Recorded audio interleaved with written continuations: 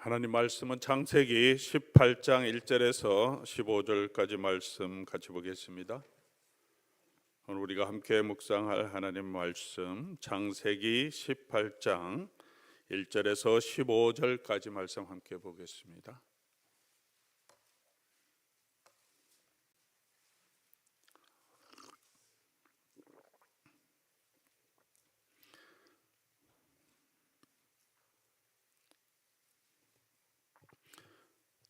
우리 자신 줄 알고 한 절씩 교독해서 하나님 말씀 받들어 읽겠습니다. 여호와께서 마므레의 상수리 나무들이 있는 곳에서 아브라함에게 나타나시니라. 날이 뜨거울 때에 그가 장막문에 앉아 있다가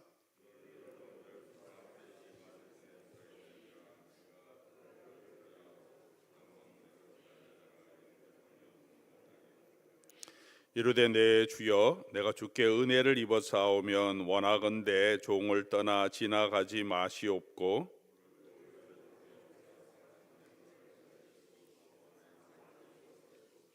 내가 떡을 조금 가져오리니 당신들의 마음을 상쾌하게 하신 후에 지나가소서. 당신들이 종에게 오셨음이니이다. 그들이 이르되 내 말대로 그리하라.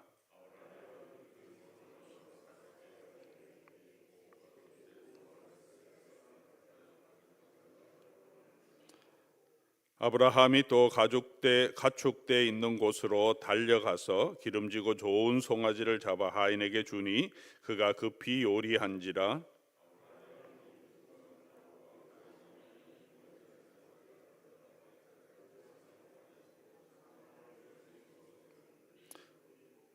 그들이 아브라함에게 이르되 내 아내 사라가 어디 있느냐 대답하되 장막에 있나이다.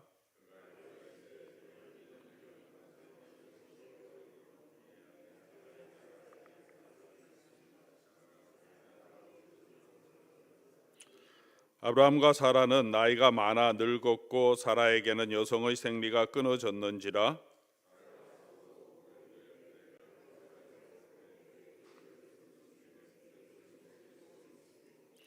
여호와께서 아브라함에게 이르시되 사라가 왜 웃으며 이르기를 내가 늙었거늘 어떻게 아들을 낳으리요 하느냐.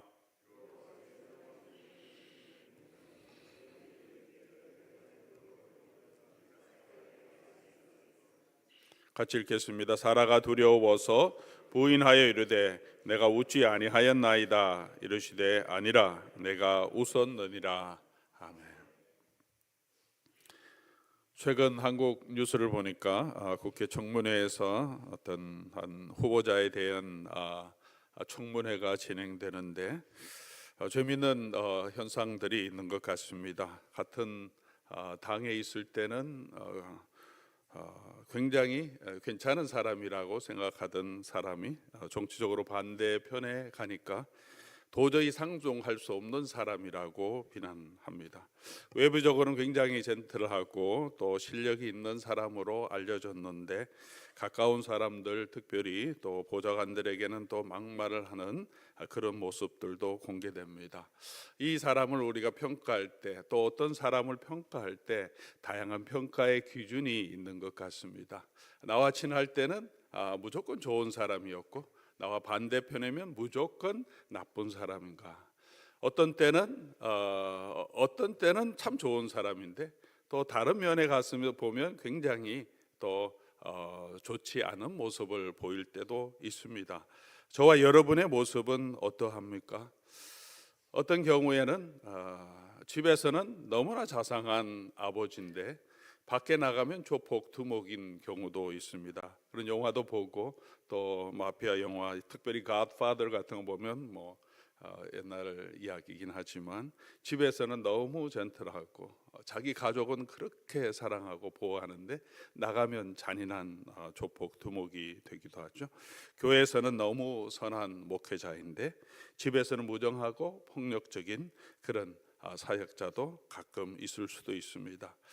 내가 어떤 사람을 대하느냐에 따라서, 어느 곳에 있느냐에 따라서 우리의 사람 태도와 자세가 바뀔 때가 많습니다. 내가 필요한 사람, 나보다 위에 있는 사람은 잘 하는데 나보다 밑에 있는 사람들에게는 또 마구 자기 마음대로 할 수 있다고 생각할 때는 마구 그 사람을 대할 때도 있습니다.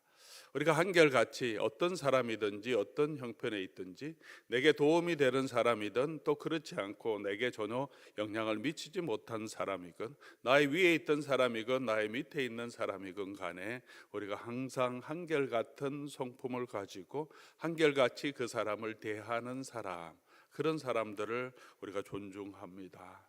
그런 사람들의 인성과 인품이 필요하죠. 오늘 본문을 보면 아브라함이 그렇게 자기에게 유익한가 그렇지 않은가 상관없이 어떤 지나가는 사람을 환대하며 대접하는 모습을 보여줍니다.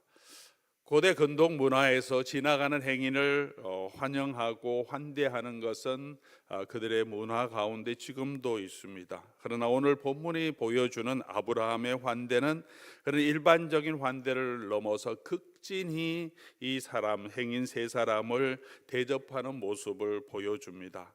1절은 이렇게 시작합니다. 날이 뜨거울 때에 그가 장막문에 앉아 있으니. 캘리포니아도 낮에 더울 때는 활동하기 힘들 정도로 뜨거운데, 고대 근동 지방, 특별히 팔레스틴 지방은 우리 남가주 지방과 기후가 조금 비슷하다고 볼 수 있는데요. 날이 뜨거울 때는 다 쉬는 날입니다. 너무 뜨거워서 일을 할 수 없기 때문에 다 쉬고, 아브라함도 지금 날이 뜨거워서 해가 가장 중천에 있을 때 오후 시간에는 장막문 앞에 앉아 있어요. 장막문은 유목민의 장막은 검은 가죽천으로 이렇게 만들어 놓고 가운데 이렇게 높게 올려서 이렇게 그늘을 만들어 놓기 때문에 바깥의 뜨거운 공기와 그늘 밑에 있는 찬 그 공기가 기후차가 있어서 바깥에서 안으로 바람이 이렇게 들어오면서 안쪽이 굉장히 시원하게, 그래서 그들이 그렇게 텐트를 치고 있습니다. 텐트 문 앞에 앉았다는 것은 이제 가장 시원한 곳에 앉아서 쉬고 있는 상황이죠. 그럴 때 맞은편에 세 사람이 있었습니다. 성경 본문 전체 구체적으로 설명하지 않지만 오늘 본문과 다른 성경의 내용을 보면 아브라함이 처음에 이 사람들이 하나님의 사자이고 천사인지를 알지 못하고 대접했다는 것이 분명합니다. 대화하고 다 밥을 다 먹고 난 다음에 나중에 보니까 이분들이 천사였고 한 분은 하나님의 사자였다고 성경은 보여주고 있습니다. 그냥 지나가는 사람인 줄 알았는데, 근데 날이 뜨거울 때 자기도 쉬고 있는데 달려나가, 그렇게 하죠. 곧 장막문에서 달려나가. 보자마자 달려나갑니다. 귀인이나 왕이 온 것처럼 달려나가서 영접하며 몸을 땅에 굽혀 그 정도로 대접합니다. 그것으로 끝나는 것이 아니라 처음에 3절에서 4절 떡을 조금, 내가 물을 조금 대접하겠습니다. 일상적인 대화인데 그러나 조금 그렇게 대접하지 않고 최선을 다해서 이분들을 모십니다. 6절 보면 아브라함이 급히 또 하죠. 급히 장막으로 가서 사라에게 이르되 속히 고운 가루 세 서아를 가져다가, 세 서아는 우리 찾아보니까 한 서아가 7.2리터 정도 되고 세 서아면 21에서 22리터 정도의 가루가 된다. 이 가루로 우리 팬케이크를 만든다면 70에서 80개 정도 만들 수 있을 정도로 엄청난 양의 가루를 가지고 만듭니다. 세 분을 대접하는데 이렇게 많은, 온 가족 함께 잔치할 수 있을 정도로, 그리고 고운 가루로 만들죠. 7절에 보면 또 더 반복해서 설명합니다. 그것으로 끝나는 게 빵과 우유만 내줘도 될 건데 그것으로 끝나지 않고 송아지를 잡습니다. 송아지 잡는 것은 뭐 가축을 많이 있기 때문에 그냥 쉽게 잡을 수 있는 그런 것은 아니죠. 유목민들이 송아지를 잡는다는 것은 가축이 많이 있지만 그건 자기 생계를 유지하기 위한 생산 수단이고, 송아지 한 마리 잡는다는 것은 큰 축제의 일일 때 가능한 것인데 송아지를 잡습니다. 그리고 기름지고 좋은 송아지라고 말합니다. 요즘도 소고기 등급을 우리가 매기죠. 프라임도 있고 셀렉트도 있고 초이스도 있고 뭐 다양한데, 프라임은 12개월 밑에 된 송아지 고기가 가장 값진, 가장 비싼 프라임 소고기인데, 지금 기름지고 또 좋은 송아지를 잡습니다. 아주 프라임, 가장 맛있는, 가장 좋은 고기를 대접합니다. 그것도 급히 요리해서, 그것만이 아니라 엉긴 젖, 버터와 같은 거죠, 우유 함께 내와서 대접하고, 8절에 나무 아래서 모셔서서 같이 먹는 게 아니라 식사하는 동안에 옆에서 계속 시중을 드는 모습을 보여줍니다. 처음부터 끝까지 아브라함이 정말 극진하게 지나가는 인생인 세 사람을 섬기는 모습을 기록해 주고 있습니다. 부지 중에 천사를 대접하게 되었다라고 히브리서는 말하죠. 히브리서 13장 1절 2절에 형제 사랑하기를 계속하고 손님 대접하기를 잊지 말라. 이로써 부지 중에 천사를 대접한 이들도 있느니라. 이렇게 아브라함의 이 모습을 묘사하면서 히브리서 저자는 우리 성도들에게 이런 사람도 있으니까 너희가 서로 환대하고 다른 사람을 섬겨라, 그렇게 권면하고 있습니다. 오늘 이 본문은 우리가 어떤 자세로 우리가 하나님의 백성이, 언약 백성이 서야 할지를 우리에게 보여주는 귀한 교훈이 아닌가 생각합니다. 아브라함에게 이 사람은 지나가는 행인이면 전혀 그냥 어느 정도만 섬겨도 되는데, 그분들을 영접하고 급히 달려가서 자기도 힘들고 더운데 쉬는 시간인데 마음을 다해서 섬김으로 하나님께서 그에게 나타나시고 약속을 주시고, 나중에는 하나님과 함께 하나님의 깊은 일을 같이 대화하며 나누는 그런 하나님과의 깊은 교제로 가는 그런 복을 누리게 된 것을 성경은 보여주고 있습니다. 사랑하는 우리 교우 여러분, 오늘 우리의 삶도, 우리의 다른 사람을 향한 우리의 태도도 이렇게 한결같이 내게 특히 도움이 되지 않는 경우라도, 내가 힘든 경우라도 우리 다른 사람을 환대하고 섬기는 삶을 살아갈 때 하나님이 주시는 그 복을 누리는 저와 여러분, 천사를 대접하는 그런 축복이 저와 여러분에게 있을 줄 믿습니다. 그러나 특히 우리가 이렇게 섬겨야 하는 것은 단순히 우리가 복을 받기 위해서가 아니라 성경 전체의 가르침을 보면 우리가 이미 이런 섬김을 받았기 때문이라고 말씀해 주고 있습니다. 오늘 본문의 아브라함의 모습과 같은 모습이 복음서에, 특별히 마가복음에 나오는 예수님의 모습과 굉장히 흡사합니다. 마가복음은 예수님을 우리를 섬기는 종의 모습으로, 그렇게 자기를 내어주는 메시아의 모습으로 우리에게 묘사하는데, 마가복음의 기록 가운데 계속 나오는 것이 곧, immediately, right after, 바로 다음에, 곧 밤새 병자를 고치시는데 새벽 일찍 일어나셔서 한적한 곳에 가서 기도하시다가 제자들이 오니까 우리가 다른 마을로 가자 그러면서 또 다른 마을로 가죠. 그곳에서 병자를 고친 후에 곧 일어나서 또 다른 곳으로 가죠. 또 가시고 또 가시면서 계속해서 쉬지 않고 하나님의 백성들을 위해서, 이 땅에 흑암 가운데 있는 사람들을 위해서 섬깁니다. 예수님이 향하신 곳은 왕궁도 그가 대접받을 수 있는 그런 곳이 아니라 사회적으로 약자들, 소외된 사람들, 병자들, 죄인들에게로 예수님 찾아가십니다. 온 마을로, 한 마을에 가서 환영하니까 그곳에 계속 있으면서 그 환대를 계속 받으려고 하지 않고 다른 마을도 우리가 가기 위해서, 예수님을 모르는 곳에도, 예수님을 배척하는 자기 고향에도 예수님은 한 걸음 한 걸음 가십니다. 각종 질병 있는 자를 고치시고 문둥병자들에게는 손을 대시며 그들을 치유해 주십니다. 마지막 만찬 때는 직접 물을 가져다가 당신의 제자들에게 수건을 동이고 발을 씻고 닦여 주십니다.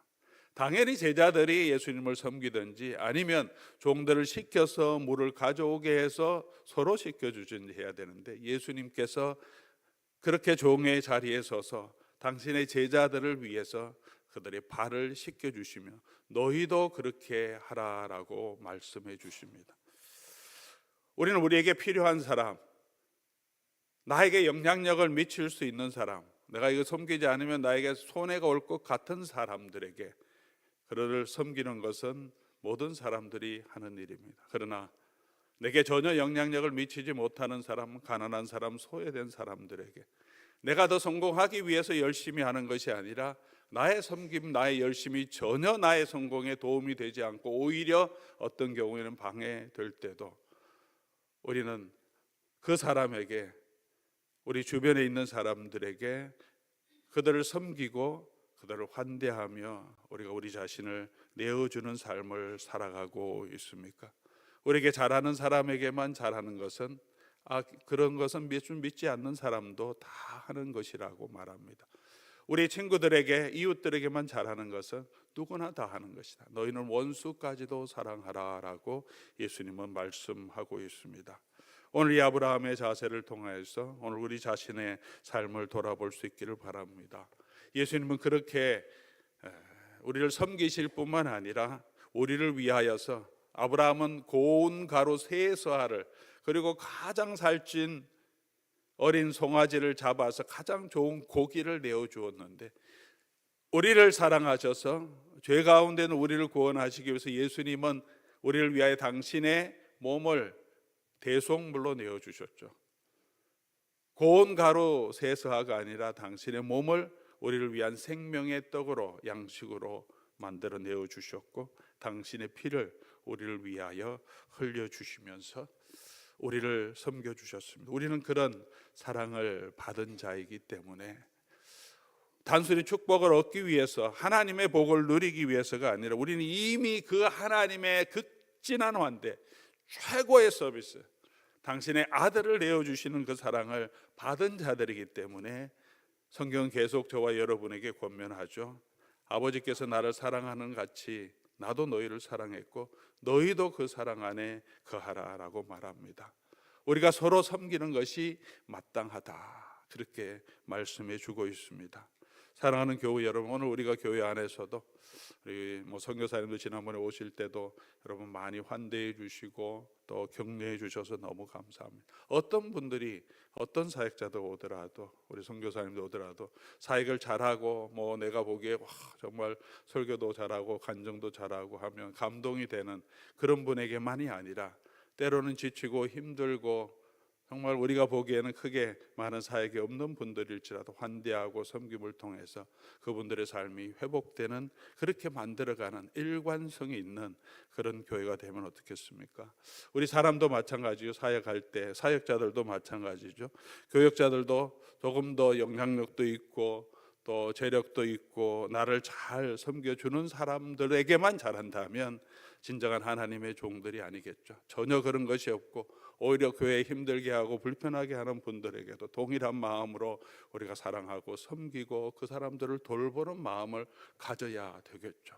사람의 마음인지라 우리가 필요하고 좋은 사람들에게는 잘하고 그렇지 않은 사람들은 우리가 보기 싫어할 때도 있죠. 성도들의 관계도 그렇습니다. 내게 도움이 되고 나와 잘 맞는 사람들은 우리가 기꺼이 섬기고도 싶고 밥도 한 그릇 사주고 싶고 그렇지만 짜증나게 하고 힘들게 하는 사람들은 그냥 보기도 싫고 교회에서 봐도 그냥 같이 앉기도 싫고 그냥 얼굴만 보고 그 사람이 있는 테이블은 비켜서 다른 곳에 가기도 하고 그 사람이 힘들다 그러면 크게 도와주고 싶은 마음도 안 생기는 것, 그것이 우리의 마음은 아닙니까? 만약 우리가 그런 삶을 살고 있다면 우리가 예수 그리스도의 제자라고 우리가 말할 수 있겠습니까? 예수 그리스도의 그 사랑을 받은 사람이라고 말할 수 있겠습니까? 우리가 이 사회 커뮤니티를 향해서도 우리와 동일한 생각을 가지고 있는 사람들에게만 우리가 잘하고 그들만 지원하고 우리가 생각이 다른 사람들이 있을 때 그 사람들에게는 우리가 대적하고 적대시한다면 우리가 어떻게 이 세상에서 하나님의 나라의 사람으로 예수 그리스도의 사람이라고 할 수 있겠습니까? 이 땅에 같이 살아가고 있는 공동체 가운데 생각이 다른 사람도 있고 우리와 믿음도 다른, 신앙도 다른 사람도 있지만 그 사람 한 사람 한 사람을 하나님의 사람들로 우리가 이 땅에 함께 사랑하는 이웃으로 생각하며 그들을 섬기고 복음으로, 복음의 마음으로 그들에게 나아가라고 하는 것이 예수 그리스도의 복음의 메시지가 아닙니까? 우리가 총과 칼을 들고 이 세상을 나가는 것이 아니라 우리의 섬김과 그리스도의 사랑으로 자기를 내어주신 것 같은 그런 마음으로 이 세상을 섬기고 그렇게 예수 그리스도의 빛, 예수 그리스도의 복음을 전하라고 우리에게 주신 사명인데 우리가 오늘 이 사회, 이 커뮤니티를 보면서 우리는 어떤 자세로 이 세상을 나아가고 있습니까? 우리가 가지고 있는 믿음은, 복음은 어떤 것입니까? 우리 교회 안에서도, 우리 가정 안에서도 우리가 예수 그리스도의 마음을 가지고, 아브라함의 이런 마음을 가지고 우리가 다른 사람에게 나아가는 것, 예수 그리스도의 종이 되어가는 저와 여러분 될 수 있기를 바랍니다. 그럴 때 하나님께서 아브라함을 축복하시고 아브라함과 함께 교제하시며 아브라함과 친구처럼 하나님과 깊은 교제를 누려가는 모습을 오늘 본문은 우리에게 보여줍니다. 오늘 우리가 복음의 삶이, 복음의 자세가 어떤 것인지 다시 한번 돌아보고, 이런 삶은 쉽지 않죠. 어렵습니다. 자기를 부인하지 않으면, 자기를 내어놓지 않으면 될 수 없는 것. 그래서 예수님을 따를 때 자기 부인하고 나의 십자가, 그 고난을 짊어지고 가라는 거죠. 예배를 섬길 때도 우리가 그렇게 몸을 드리듯이 우리 다른 사람들을 섬길 때도 우리의 희생과 수고가 없이는, 우리 가정에도 그렇죠. 아내와 남편도 자녀도 부모도 우리의 수고가 희생이 없으면 참 진정으로 섬기기 힘듭니다. 우리 가족도 힘든데 우리 주변의 다른 사람, 우리 혈연관계가 전혀 없는 사람들을 정말 섬긴다는 것은 예수 그리스도의 마음이 없으면 되지 않습니다. 여러 가지 부족한 것이 있지만 그래도 우리가 전혀 혈연관계도 없는데, 지연도 없는데 한 교회로 모여서 그래도 성도들을 섬기고 함께 돌보고 또 함께 섬기기를 애쓰는 이런 모습들은 정말 귀한 거죠. 우리가 못하고 있는 것이 아니라 정말 그리스도 안에서 그리스도의 마음으로 잘 감당하고 있는데, 그럼에도 더 우리가 어떤 방향으로 가야 하는지를 성경 말씀을 통해서 다시 돌아보며 우리가 이 일에 더 힘쓰는 저와 여러분 될 수 있기를 바랍니다. 두 번째로 오늘 이야기 중에 두 번째 이야기는 사라의 웃음에 대한 이야기입니다. 내용은 여러분 잘 아시니까 자세하게 설명드리지는 않겠지만, 이제 나중에 이분들이 하나님의 사람인 것을 아브라함도 알게 되고요. 사라가 어디 있느냐? 내년 이맘때 이제 사라가 아들이 생길 거다. 그런데 이미 아들이 없어서, 자녀가 없어서 15년 전에 자기는 못 낳는다고 생각하니까 하갈을 들였다가 자기 나름대로 이 일을 해결해 보려고 했다가 큰 가정의 위기를 겪게 되었죠. 그 이후에 벌써 15년 지나서 아브라함은 거의 100세 가까이 됐습니다. 오늘 본문에 나오지만 사라도 이제는 생리가 끊겼다, 할 수 없는 상황이라서. 그런데 불안하고 두려워하는 마음은 없습니다.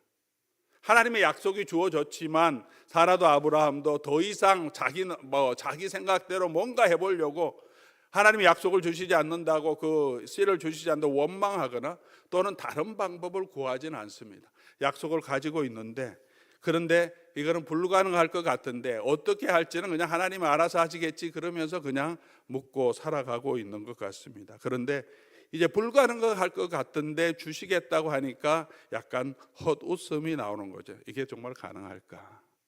주신다고 하시지만 괜찮아요, 없어도 됩니다, 뭐 이런 마음이 아니었을까요? 왜 웃었느냐? 안 웃었습니다. 근데 하나님의 사자가, 여호와께서 계속 말씀하시죠. 너가 웃었다, 웃었다, 이렇게 계속 말씀하신 것은 하나님의 의도가 담겨 있는 것이라고 보여집니다. 너가 웃을 것이다, 반드시 웃게 해 줄 거다. 사라는 지금은 헛웃음을 얻었습니다. 뭐 불가능한 것 같아서 주시면 좋지만 전혀 상관없고, 그냥 이게 현실적이지 않은 그런 약속인 것 같다. 너무 좋은 약속이긴 하지만 그렇게 받아들이고 그래도 살아도 괜찮아요, 이런 마음이었는데, 하나님께서는 그의 웃음을 헛웃음이 아니라 기쁨의 웃음으로 바꿔주셨습니다. 오늘 여호와께서 저희에게, 또 저와 여러분에게 주신 약속들이 있습니다.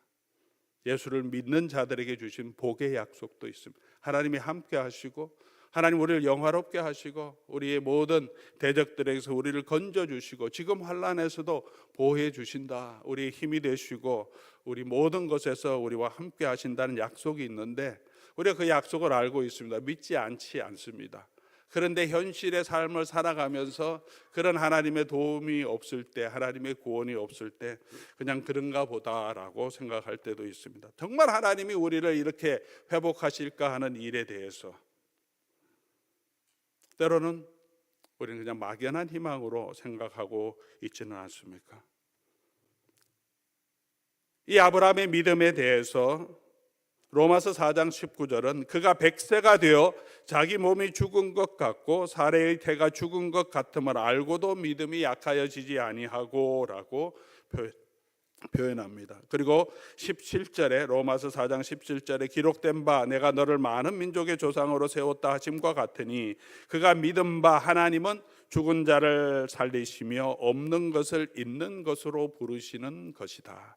그가 믿었던 그 아브라함의 믿음은 죽은 것을 살리고 없는 것을 있는 것으로 믿는 믿음. 그 아브라함의 믿음이 확고하게 이때 있었느냐? 그렇지는 않죠. 아브라함도 반신반의했고 사라는 막 웃었습니다. 하나님이 그런 사람이라고 입술로 고백은 하지만 정말 죽은 자를 다시 살릴 수 있겠느냐? 내 태가 다 끊어졌는데 그곳에서 우리에게 자손을 줄 수 있겠느냐? 그런 반신반의하는 믿음이 있었는데 세월이 흘러가면서 아브라함의 믿음이 점점 더 강해집니다. 이전에도 아브라함이 믿음으로 하나님께서 그를 의롭다 여겨주셨는데 아직도 다시 하나님께서 그를 이삭을 주심을 통하여서 하나님의 능력을 보여주십니다. 이런 과정을 거쳐서 나중에 이삭을 제물로 드리라고 할 때 아브라함의 믿음이 더 견고해져서 하나님이 죽은 자 가운데서 다시 살리시고 태가 끊어진 곳에서 이삭을 주셨으니 이삭을 주시라는 이유는 잘 모르겠지만 드리면 하나님이 하시고 죽은 그 이삭 가운데도 반드시 이삭을 통해서 하나님의 자손을 주신다고 하셨으니 죽어도 다시 살 거라는 믿음으로 아브라함이 아무 말 없이 새벽에 일찍 일어나서 이삭과 함께 하나님이 약속한 곳으로 가서 이삭을 제물로 드릴 수 있게 되어 가는 것을 성경은 우리에게 보여줍니다. 우리의 믿음도 그렇게 조금씩 자라가는데 우리가 가지고 있는 믿음은 어떤 믿음인가? 우리가 믿는 하나님은 불가능한 것도 가능하게 하시고 죽은 자도 살리시는 믿음입니다. 우리가 이 땅을만 보면 하나님의 약속이 다 이루어지지 않는 것 같습니다. 하나님을 믿고 신뢰하며 걸어가는데도 여러 가지 어려움과 불행이 우리 가운데 있고 우리의 질병도 우리에게 다가오는 것 같습니다. 예수 믿는 사람들이 가지고 있는 승리가 눈에 보이지 않는 것 같고 하나님이 주신 모든 약속은 막연한 희망 같아 보이지만 우리가 믿는 하나님은 반드시 죽은 자를 다시 살리신 하나님, 없는 것도 있게 하시는 하나님이라고 말합니다. 사람이 다시 살고 부활하고 마지막 하나님께서 우리에게 주시는 영광이 있고 하나님의 그 기업을 누린다고 하는 이 축복이 예수 믿는 사람에게 주어진 가장 큰 축복인데 지금 우리 눈에는 그 약속을 주셨지만 그 약속이 조금은 허황된 것 같고 그냥 주시면 좋지만 실제로 그런 일이 있을까 눈에 보이지 않기 때문에 우리의 믿음이 흔들릴 때도 있습니다. 그러나 오늘 본문은 다시 한번 우리에게 약속해 주십니다. 너희가 허황된 웃음, 막연한 희망이 아니라 하나님은 불가능한 것을 가능하게 하시는 하나님이시다라고 말하고 있습니다. 여호와께서 능하지 못한 일이 있겠느냐? 기한이 이를 때에 내가 내게로 돌아오리니 사라에게 아들이 있을 것이다. 기한이 있을 때 다시 오셔서 그리고 사라에게 아들을 주시겠다고 약속해 주셨습니다. 죽은 사라의 몸을 다시 열어서 생명을 주시겠다고 약속해 주셨습니다. 저와 여러분에게도 동일한 약속이 있습니다. 기한이 이르면 예수님께서 다시 오셔서 죽은 우리 몸도 다시 살리시고 우리를 영원한 하나님의 나라로 이끌어 가시겠다고 약속해 주셨습니다. 우리가 이 땅에서 한 모든 수고에 하나님께서는 그 하나하나를 헤아려 보시고 100배, 60배, 30배로 저와 여러분에게 갚아주시고 하나님의 영원한 영광으로 이끌어 가실 줄 믿습니다. 우리 생은 이곳에서 이 땅에서 지금 당장 누리는 것으로 하나님의 모든 약속이 끝나는 것이 아니라 이 세상과 비교할 수 없는 영원한 하나님의 나라를 그 영광을 우리에게 주시고 그 부활의 소망을 주시기 위해서 예수님 이 땅에 오시고 또 우리에게 그 소망을 주시기 위해서 죽음에서 다시 살아나셨습니다. 예수님 다시 오실 그때의 기한이 되면 반드시 사라에게 아들이 주시듯이 저와 여러분에게도 주께서 갚아 주실 것입니다. 그 하나님을 바라보고 오늘 우리가 믿음에 흔들리지 말고 하나님께서 우리에게 주신 일, 이 땅을 섬기는 그 일을 그리스도의 마음으로 모든 사람을 섬기고 어떤 사람에게든지 우리가 정말 그리스도의 모습과 사랑을 가지고 대하는 그런 삶을 계속해서 이어져 갈 수 있기를, 하나님의 약속이 반드시 이루어지고 우리를 향하신 하나님은 능하지 못한 일이 없는 분임을 우리가 더 기억하면서 믿음으로 한 걸음 한 걸음 걸어갈 때 오늘 우리의 믿음보다 조금 더 견고하게 하나님께서 우리의 믿음을 만들어 주실 줄 믿습니다. 그 하나님을 소망하며 오늘도 믿음으로 걸어가는 저와 여러분 될 수 있기를 간절히 소원합니다. 우리 오늘 말씀 기억하시면서 나의 소망 되신 주를 바라봅니다. 우리 같이 찬송하며 기도하면 좋겠습니다.